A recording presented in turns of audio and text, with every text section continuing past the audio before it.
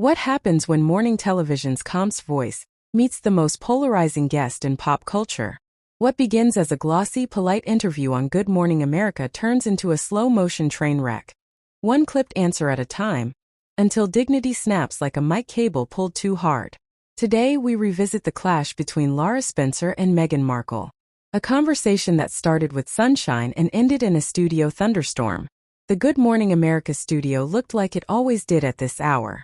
Warm lights, a soft haze of gold coming off the set pieces, the slow ballet of camera cranes and teleprompters. Lara Spencer sat center frame in a tailored yellow suit, posture elegant, smile effortless.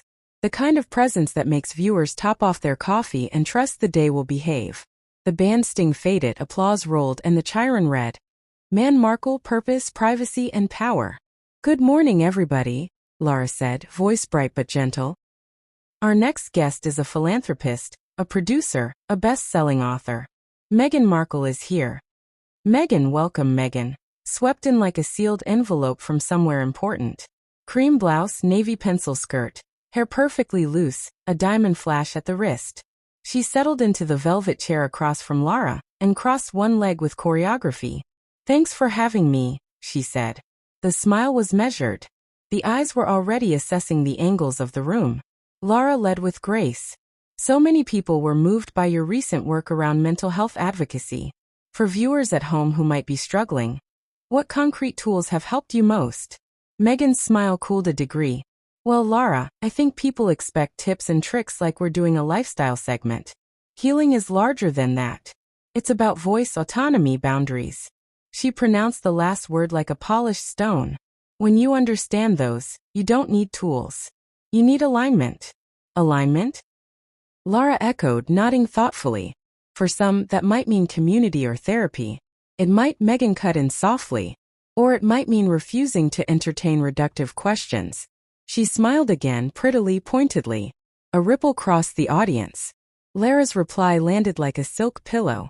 "I appreciate the clarity. Let's talk purpose then. You and Prince Harry launched several initiatives. Scholarships, veteran support, digital well-being. Which program has surprised you with its impact?" Meghan considered, as if choosing a worthy recipient for her attention. "All of them. But to be transparent, I don't measure impact in headlines or applause. I measure it in the energy we've shifted.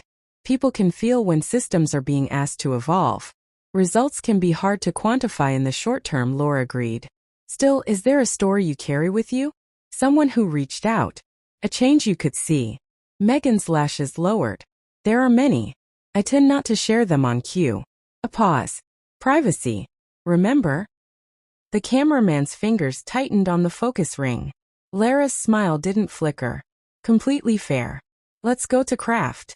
You've moved from acting to producing and hosting. What creative muscles are you using now that you didn't on set? That assumes acting didn't require leadership." Meghan has said lightly. "It did. I've always captained my space." The difference now is that people notice. Lara's eyes softened. She pivoted with the seasoned grace of a ballroom dancer, avoiding a heel snag.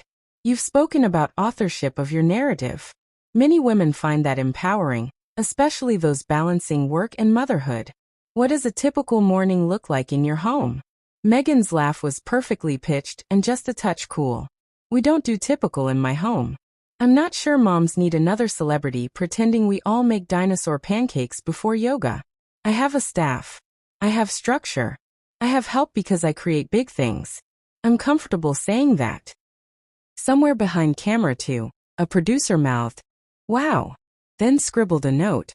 Lara nodded unbothered. "Honesty can be a relief," she said.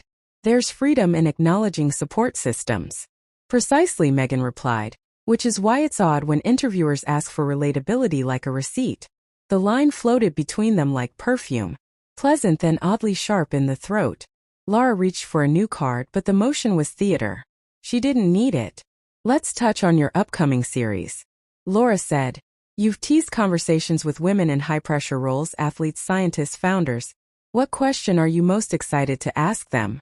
Meghan brightened the first true light of the morning. "I'm always interested in what they refused. The job they didn't take, the man they didn't marry, the smallness they walked away from." She glanced at the audience and let the sentence glow. Saying no is a superpower. Sometimes saying no is also a privilege, Lara said gently. Do you worry that message can land differently for viewers who don't have the safety net to refuse opportunities? Meghan folded her hands in her lap, the ring catching a light like a tiny camera flash. Sometimes the limitation is mindset. People underestimate how much of their shine is imagined. The room cooled on the monitor.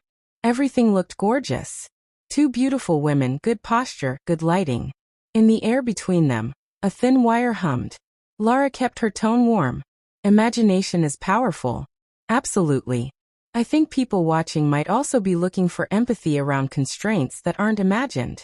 Rent, childcare, healthcare. Meghan's smile thinned. I'm aware of the world, she added almost sweetly. Are you? A soft-o bubbled from the risers. Lara took a breath so quiet it barely moved her shoulders. Let's reframe, she said. When the documentary came out, many felt inspired. Others felt confronted. If you could rewrite any single moment, not to appease critics, but to sharpen your intention, what would it be? Meghan tilted her head, a queen weighing mercy. I don't rewrite. I iterate. And I prefer not to uplift the critiques of people who haven't built anything. It was not a raised voice. It was not even unkind. It was simply higher ground claimed like real estate. Building requires feedback, Lara said, still velvet. I asked because your platform is enormous. With that comes impact and responsibility. Meghan's eyes glittered. I'm familiar with responsibility. That's why I'm careful where I sit. A few laughs tittered, nervous, polite. Lara's smile finally barely faltered. She recovered in the same breath. I'm glad you're here.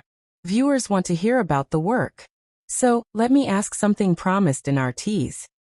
What does accountability look like for institutions you've criticized and for you outcomes? Meghan said quickly. Programs funded lives, improved discourse elevated when those who profit from harm are uncomfortable.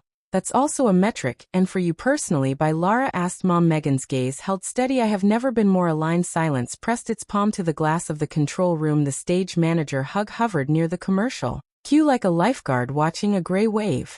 Lara lifted the moment with a practiced sparkle. We'll take a quick break, she said, turning to camera. When we come back, Meghan opens up about creative risk, a new project she's hinting at, and what she wants her legacy to be. She turned back, smile softening kindly. Stay with us. Applause rose on command, and the music stitched a bright seam across the room. On the wide shot, the set looked like a postcard. Manhattan morning and tasteful gold. In the close-ups, though, something else had arrived. A hint of frost around the edges, hairline cracks in the porcelain. It wasn't a fight.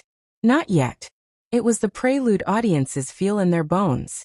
The knowledge that the next question might be the one that knocks the table, spills the coffee, and sends the day in a direction no producer planned. The studio applause faded as the band's notes dissolved into the hum of lights overhead. Laura Spencer leaned in, smiling softly at Meghan Markle across the polished desk. She had weathered sharp answers before from CEOs, athletes, even politicians, but rarely had a guest wrap condescension and charm as deftly as Meghan. Still, Lara's posture remained immaculate, her voice as steady as her reputation. Welcome back, she said warmly. We're here with Meghan Markle discussing her projects and perspective on building purpose in today's world. Meghan adjusted a strand of hair behind her ear and offered a smile that didn't quite reach her eyes. She sat back in her chair like someone presiding over a deposition rather than a morning interview. Laura's first question of the segment was simple, almost a gift. You've been very open about wanting to inspire women to step into leadership roles. What advice would you give to young women watching today who feel overlooked? Meghan's response was smooth but laced with a sharper edge than necessary.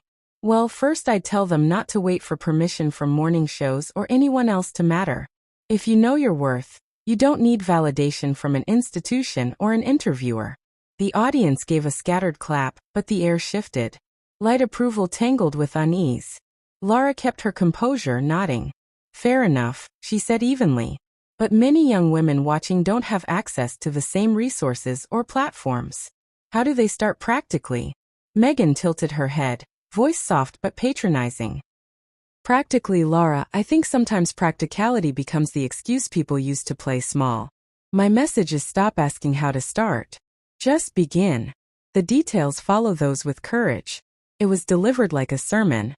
The words were polished, but the superiority dripped. Lara folded her hands neatly in her lap, her voice steady. Courage is essential, she agreed.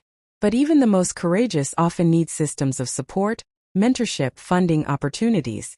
Opportunities, Meghan repeated, her smile sharpening.